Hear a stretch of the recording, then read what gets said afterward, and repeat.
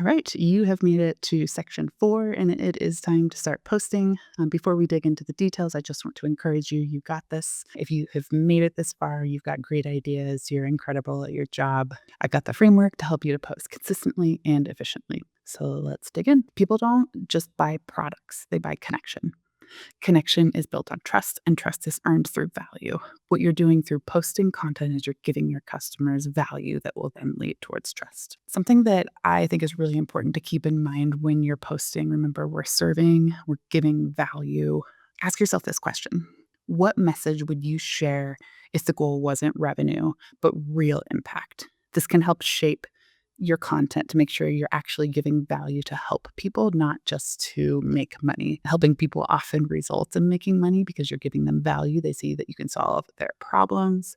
But the mindset needs to be, what value could I give my customer? It's also important here to make sure that you're not looking sideways, that you're not looking at your competitors or being concerned about your competitors taking your ideas, because that's just going to happen. We're in a world where everything is out there.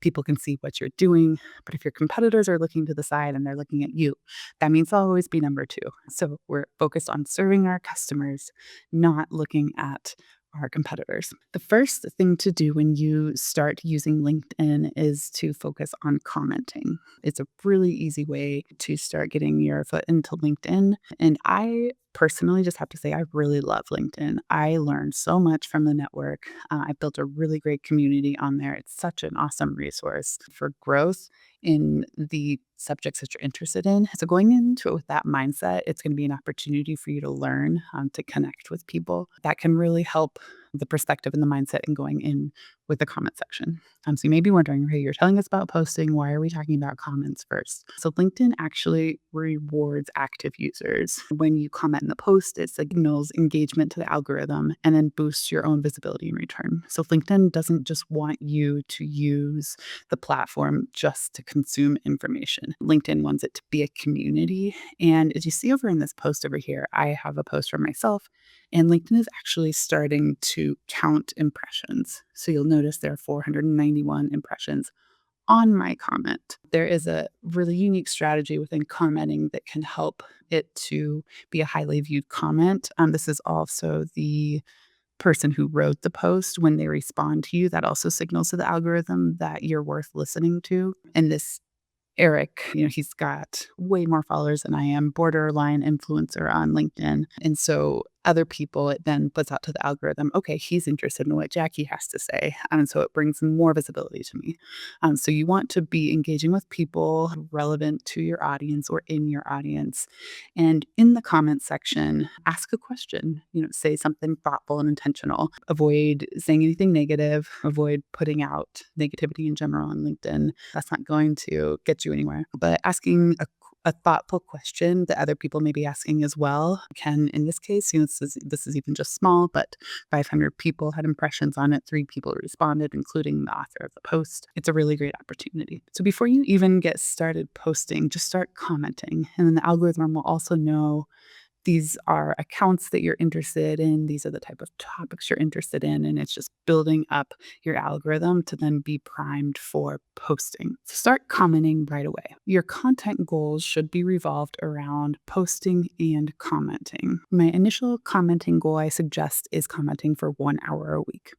Try 3 20-minute bursts throughout the week if an hour feels overwhelming initially. Once you've commented for a couple weeks, then your account is primed to start posting. Initially, for all accounts, I suggest posting 1 time a week. And if this seems overwhelming, it's really simple to batch and schedule your content at a 2-hour monthly block. When you're going to write out your post in LinkedIn and you go to press send at the bottom, there is a little section where you can ask it to schedule a post for a later time. So if you're busy and you want to focus on batching all of your posts at one time, put a 1 to 2 hour block in your calendar once a month, and you can schedule the whole month out in advance. Top performing LinkedIn accounts post 2 to 3 times per week and engage in 20 to 30 minutes of comments per day. That's top performing. You don't need to post or comment just to comment. Do your best and know that if you have a bad week or a bad month, you can always pick back up. So when you start to post, what do you post? What do you say? I want to circle back to what we spoke about earlier. It's really important to speak to your audience, and your goal is to serve, not to sell. What does your audience value the most? What makes their life easier? Your content will fall flat if you are just talking about how great your company is, or the just only the struggles that your company has been through. But if you speak to your audience and you help them and you serve them, that's what's going to make LinkedIn a really great place for you to grow. So, what kind of content do you post? It's important to speak to your audience, it's important to serve them. So, this is where the content should actually be easy for you. Finding the actual bones of the content, creating it to share it is one of the more difficult things within LinkedIn. So, what our company has provided for you is a bank of content to use.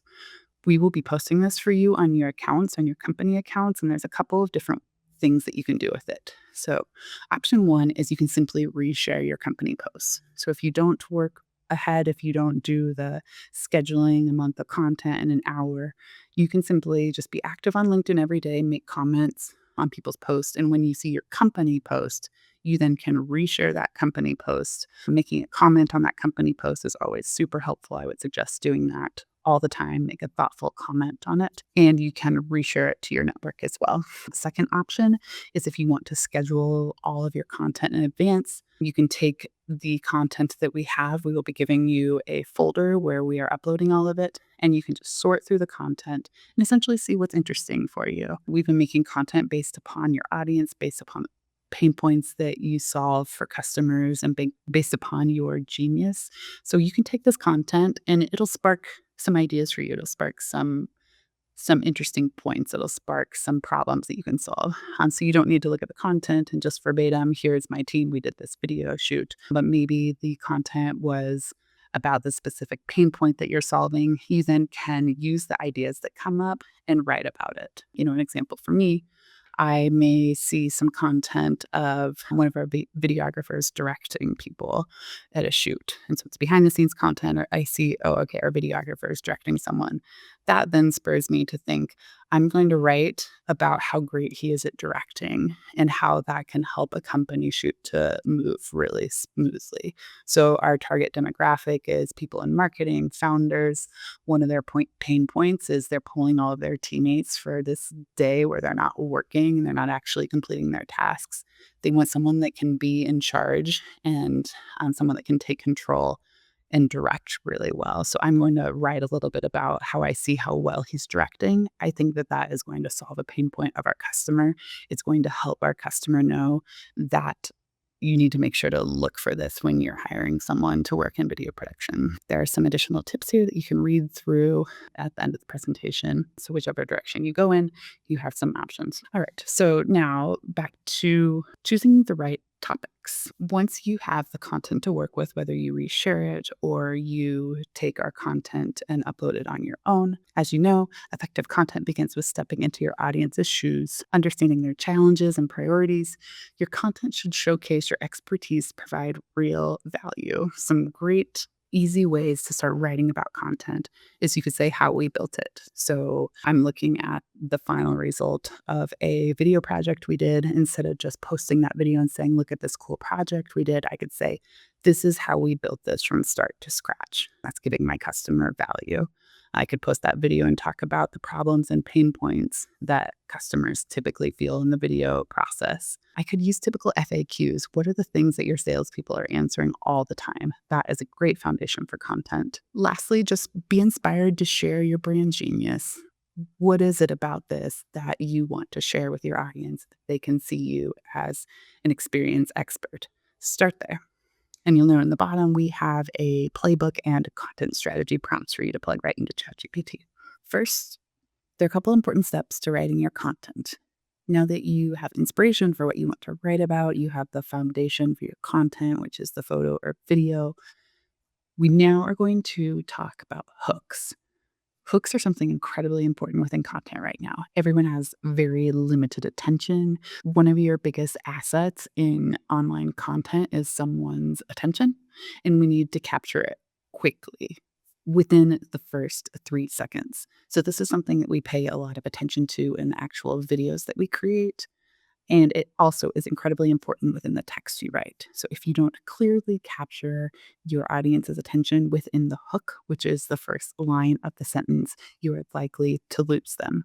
So some overall things to think about within that first hook. You need to evoke curiosity, promise a benefit, tap into emotion, create urgency or tension, challenge beliefs. So, for example, if I were doing a video hook for you right now and I said, "Hi, my name is Jackie. I have glasses on and a blue shirt," there's no way anyone is interested in watching that. You've lost their attention after you said hi. Here's some examples of some hooks that we would use in our video company that could catch attention. Most companies waste half of their video budget before even hitting record. Here's why. So, with that hook, I am giving someone value. They know what's going to be happening. It's evoking curiosity. We're talking about budget. And then I'm telling them what's going to happen by saying, here's why. Here's another one. If your headshot looks like this, it's probably doing more harm than good. So within that sentence, I'm letting them know that there might be something wrong with their headshot and it might not be doing good for them. Another example is a bold statement. I'm going to walk you through what some text could like for a bold statement. You don't need more content. You need content that actually builds trust. So I'm saying an opinion, I'm making it clear, I'm telling them what they need. If this all sounds overwhelming, no need to worry. We have an AI outline that you can use to generate hooks. With this outline, you can essentially put in your ideas into ChatGPT and will help arrange the structure of the text and the hook for you. I just want you to be aware that that first sentence is really important when you're putting your content. I just want you to be really aware that that hook, that first sentence is very important. I just want you to be clearly educated on the purpose of a hook and how important it is in your text. Lastly, you've got the framework. You've got the content, you've got the mindset, you know you're talking to your audience, you have your ChatGPT framework to help you know how to write about the content. The most important thing from here is setting your standards and staying focused. I want you to use AI to organize your ideas, but always human proof your text for tone and for clarity. People don't like to know you're using AI, so make sure that it stays human. M dashes, for example, that is a clear trigger that something is written by AI. I think most people don't even know how to make an M dash on their keyboard, so I suggest deleting those. And just be aware of anything that sounds cheesy or fake and take that out and put your own words in it. It's also really important to focus on relevance over perfection. So if this is something that is relevant, if this is something that could be interesting to your audience, that is more important than having really perfect, polished content. People like real. And the overall goal is to aim for 80% clarity, consistency, and keep in mind that progress is better than perfection. No one is grading you. If you're going for perfection, you will never post anything. Keep progress and consistency in mind. Progress and consistency is key when helping grow your brand on social. One last thing that you might be thinking when you're posting: what happens if no one likes my post? What happens if I spend a bunch of time on it and I post and two people like it? One of them is my aunt. One of them is someone from a different country trying to get my business for a paid ad. What happens then? Well, that means no one saw it. That means that you have an opportunity to try again. You have an opportunity to learn, to get better, to grow. If there aren't many views, if there aren't many likes, that means it didn't get out there and you can move on. A big piece in posting content and growing online is it's a process of learning. The more you can put out there, the more you can try, the more you can test things, the quicker you will learn on how to make effective content. Growth will come from testing, learning, and staying consistent. So first, we're going to build that strong foundation, set up your profile, make sure all of your texts and photos are in line. From there, we'll refine, scale, and then optimize and sharpen your focus. And my final thought for you is be bold, be brave. Today, marketing isn't about showing off, it's about showing up and serving. We want to inspire, convert, and engage with purpose. Serve real people with real stories and work smarter, not harder. Content with intention multiplies impact, and acting as a brand advocate for your company is going to 10x the spread and the impact of your guys' messaging on potential buyers. You got this, and we'll be here to support you along the way.